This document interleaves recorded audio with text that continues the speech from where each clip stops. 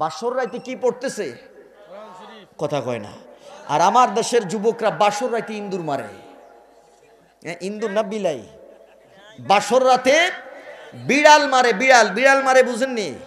2 number, আমার মেয়েরে নির্যাতন করতে গেলে যেন 100 বার চিন্তা ভাবনা করে, টাকা কিন্তু 10 লাখ। কথা কন না কা? তার মানে কি বিয়ের আগেই তালাকের চিন্তা ভাবনা।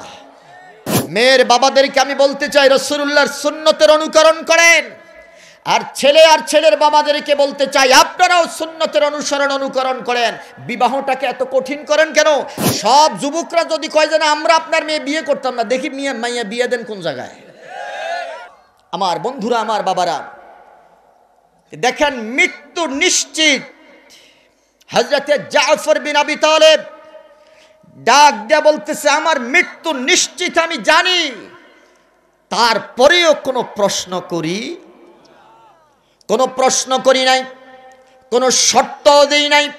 বিনা প্রশ্নে বিনা শর্তে আমি জিহাদের ময়দানে যাওয়ার জন্য রণসাজে সজ্জিত হয়ে গেলাম। স্ত্রীকে ডাক দেয়া বললাম, স্ত্রী রে, খবরদার উল্টা দোয়া করবা না। উল্টা দোয়া করলে তোমার কোনো দোয়া আমার আল্লাহ কবুল করবে না। স্ত্রীকে সান্ত্বনা দিয়ে আল্লাহর নবীর অনুকরণ করে ঘর থেকে বের হয়ে গেলেন। ঘর থেকে বের হওয়ার পরে তিনি দেখতে পাইলেন ছোট্ট ছোট্ট 2টা বাচ্চা পিছন দিক থেকে আব্বা আব্বা বলে ডাকতেছে।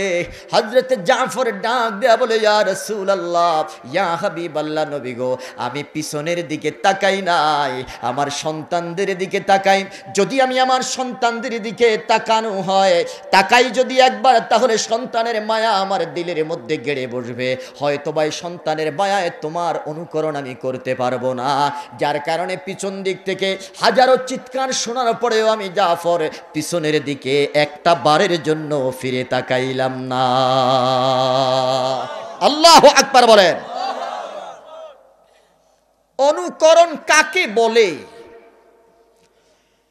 হযরতে আব্দুল্লাহ ডাক দেয়া বলে, ও দুনিয়ার মানুষ, মাত্র বিবাহ করলাম, দ্বিপ্রহরে বিবাহের আসন থেকে উঠে আসলাম, এখনো বাসর ঘরে ঢুকি নাই, বাড়ি ভর্তি মেহমান, এখনো স্ত্রীকে একটা নজর দেখতে পাই নাই।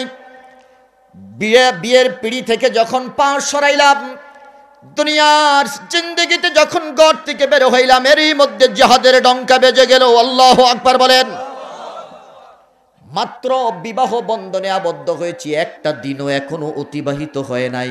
রে যুবক, তুমিও যুবক। হযরতে আব্দুল্লাহ একজন দীপ্ত যুবক ছিল। হযরতে আব্দুল্লাহ একজন টকবগে যুবক ছিল। তোমার প্রেরণা দেখে আর হযরতে আব্দুল্লাহর প্রেরণা দেখে আমি অবাক হয়ে যাই। এই জগতের মধ্যে তোমার মতো যুবক এখনো আল্লাহকে চিনতে পারো নাই, তোমার মতো যুবক এখনো রাসূলুল্লাহর প্রেম শিখো নাই, এখনো রাসূলুল্লাহর ইতাআত তুমি শিখো নাই। অথচ হযরতে আব্দুল্লাহ ডাক দেয়া বলে, গোলাম, এত শখ করে, এত আশা করে, এত স্বপ্ন দেখে মাত্র বিয়ে করলাম, এখনো বাসর ঘরে যাওয়া তো দূরের কথা, স্ত্রীকে এখনো পর্যন্ত ঠিক মতো দেখতে পারি নাই। এর মধ্যে যখন জিহাদের ডাক চলে আসলো, আমি চলে গেলাম জিহাদে আসার জন্য, নবীর দরবারে হাজিরা দিলাম। হাজিরা দেওয়ার পরে নবী যখন বলে উঠলো, ও সাহাবীরা, সেনা প্রধানরা, যাও ঘর থেকে বিদায় নিয়ে আসো। আমি চলে আসলাম, ঘরের দরজায় এসে দেখি সন্ধ্যা হয়ে গেছে।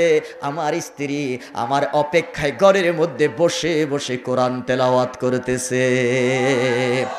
আল্লাহু আকবার বলেন। বাসর রাতে কি পড়তেছে? কথা কয় না। আর আমার দেশের যুবকরা বাসর রাতে ইন্দুর মারে। ইন্দুর না বিলাই, বাসর রাতে বিড়াল মারে। বিড়াল বিড়াল মারে, বুঝেননি?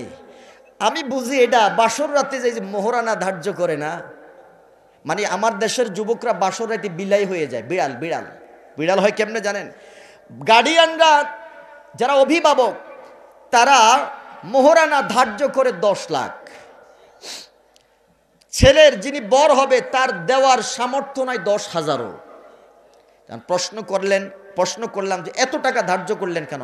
হুজুর, ধার্য করলাম এই জন্য, যাতে করে আমার মেয়ের তালাক দেওয়ার আগে 100 বার চিন্তা ভাবনা করে। কথা কয় না, জোরে বলেন। 2 নাম্বার, আমার মেয়েরে নির্যাতন করতে গেলে যেন 100 বার চিন্তা ভাবনা করে, টাকা কিন্তু 10 লাখ। কথা কন না কা? তার মানে কি বিয়ের আগেই তালাকের চিন্তা ভাবনা? কথা বুঝেন না আপনারা? বিয়ের আগে কিসের চিন্তা ভাবনা? তালাকের চিন্তা ভাবনা। তো ওই বিয়ের মধ্যে বরকত আসবে নি মিয়া সাহেব।